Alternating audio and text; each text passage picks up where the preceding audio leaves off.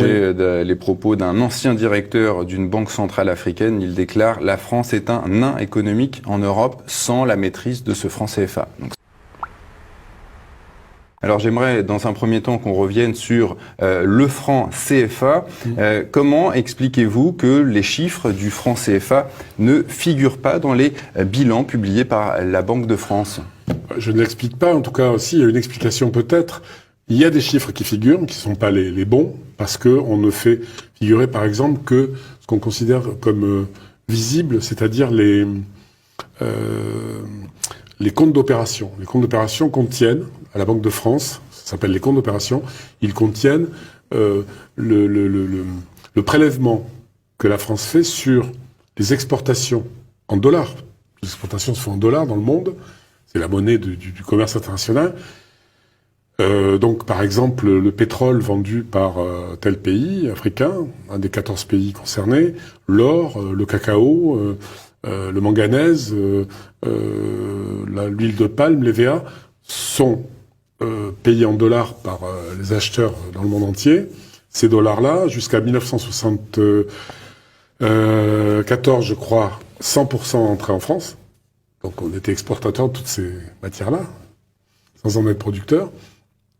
Et depuis ensuite, c'est passé à 65%. Aujourd'hui, c'est la moitié, 50%, qui entrent dans les caisses de la Banque de France et surtout dans les comptes du budget de la France. Ce qui est particulier, c'est ça. Même au temps de la zone sterling, chez les Anglais, ça existait chez les Anglais. Ils ont arrêté tout ça, il y a longtemps. Parce que c'est une ingérence dans la vie des pays, dans leur souveraineté. La monnaie, c'est la souveraineté. Oui, les anciennes colonies anglaises ont des monnaies nationales. Oui, nationales. Et même au temps de la sterling, c'était déposé à la Banque d'Angleterre, certes, mais ils pouvaient récupérer leur argent à tout moment. Ça n'était pas intégré au budget britannique. Et c'est ce que vous dites, François Mattei, il existe 17 milliards d'euros de devises retenues en France, alors que ces milliards devraient être gérés dans les banques centrales africaines. Absolument, et puis à la disposition parce que ça représente au regard du budget français peut-être pas énormément, mais d'abord c'est de l'argent qui est placé sur les marchés internationaux, avec donc la France a des revenus de cet argent-là, ensuite prêter aux Africains, mais je vais vous dire en 2 mots, c'est très simple. Vous avez des comptes d'opération de tous les pays africains, 14 pays. Quand la Côte d'Ivoire, il y a des pays qui sont toujours en positif sur leur compte, il y en a qui sont toujours juste ou en négatif. Alors, on prend sur l'argent de ceux qui sont en positif et qu'on détient pour prêter à ceux qui sont en négatif. Donc on prête l'argent des Africains aux Africains. C'est ça l'aide au développement. Il faut le savoir, parce que les Français ont le sentiment d'être pillés par les Africains, et qu'on aide les Africains et qu'ils se débrouillent pas. On leur prête leur propre argent. Que ça soit clair, c'est la vérité. Vous citez François Mattei d'ailleurs les propos, pour rester 2 secondes sur le sujet, les propos d'un ancien directeur d'une banque centrale africaine. Il déclare « La France est un nain économique en Europe sans la maîtrise de ce franc CFA ». Donc c'est assez parlant. C'est assez parlant et c'est sans doute vrai, parce que il faut rappeler que le franc CFA était, on va pas remonter à la création du franc CFA, au début, on a indemnisé les gens qui avaient des esclaves dans les colonies. On leur a donné de l'argent. Et avec ça, on a fondé une banque à Dakar, et de cette banque est sorti le franc CFA. Donc quand même, l'origine du franc CFA est assez particulière. C'est d'ailleurs le franc des colonies françaises d'Afrique, CFA.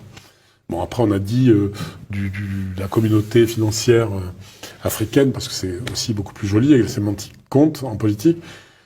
Mais en tout cas, De Gaulle, lui, il a maintenu ces choses-là. Pourquoi? Parce qu'après la guerre, la France était exsangue, après l'occupation allemande. Elle était exsangue. Donc il s'est appuyé pendant la guerre et après la guerre sur l'Afrique. C'était ce qu'on avait de plus fort, avec des matières premières pas chères. Avec le franc CFA, on les avait pratiquement gratuites.